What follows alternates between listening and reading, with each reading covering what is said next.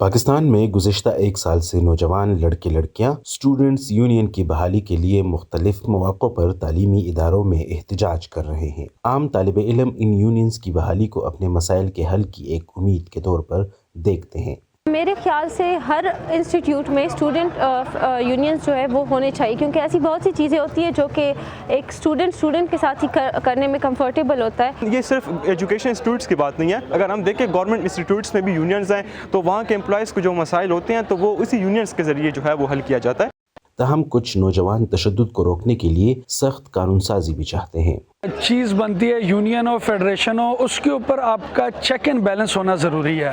کسی بھی نظام میں جب مانیٹرنگ کا سٹرکچر ویک ہو وہاں پر پھر یہ اس قسم کے ایشوز آتے ہیں۔ اسٹوڈنٹ فیڈریشن سے تعلق رکھنے والے لیڈر ان تنظیموں کو طالب علموں کے اتحاد کی ایک علامت سمجھتے ہیں۔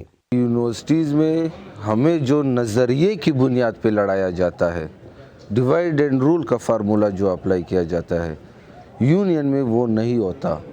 اس میں ہم عوام کی فلاح کی بات کرتے ہیں، یونیورسٹی میں اسٹوڈنٹ کی بات کرتے ہیں۔ جمعیت طلبہ اسلام کے پشاور ڈسٹرکٹ کے ناظم کہتے ہیں کہ طلبہ تنظیموں پر پابندی کی وجہ سے ہی گراس روٹ لیول سے لیڈرز اوپر نہیں آ رہے۔ سیاسی کلچر کو پروموٹ کرنا ظاہری بات ہے، اس کے لیے یہی نرسری جو ہے یہ یوٹیلائز ہوتی ہے، اور یہی طلبہ یونین ہی وہ نرسری ہے جو کہ معاشرے کو مڈل کلاس لیڈرشپ، ایک تربیت یافتہ لیڈرشپ اور اس کے ساتھ ساتھ تعلیم یافتہ لیڈرشپ اور ایک پروفیشنل لیڈرشپ جو ہے یہ یونین کے پلیٹ فارم سے ہی معاشرے کو مہیا ہوتی ہے۔ پشاور یونیورسٹی کے شعبہ صحافت اور ابلاغ عامہ کے پروفیسر ڈاکٹر عرفان اشرف کہتے ہیں کہ تشدد محض تعلیمی اداروں میں نہیں ہوتا۔ وہ سمجھتے ہیں کہ جامعات کے اندر بیوروکریسی اپنے احتساب کے ڈر سے بھی اس کی مخالفت کر رہی ہے۔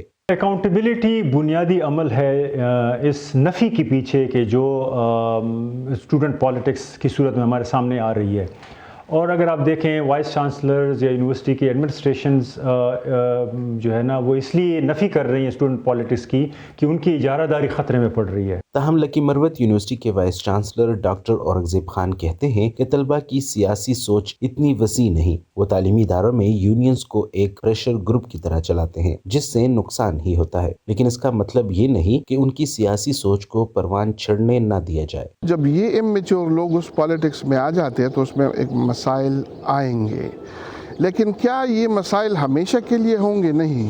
اگر آپ ابھی سے شروع کریں تو آئندہ 20-25 سال کے بعد ان میں ایک میچورٹی آئے گی اور اس کے بعد اسٹوڈنٹ پالیٹکس سہل جائے گا اور یہ آپ کے مسائل کو حل کرے گا۔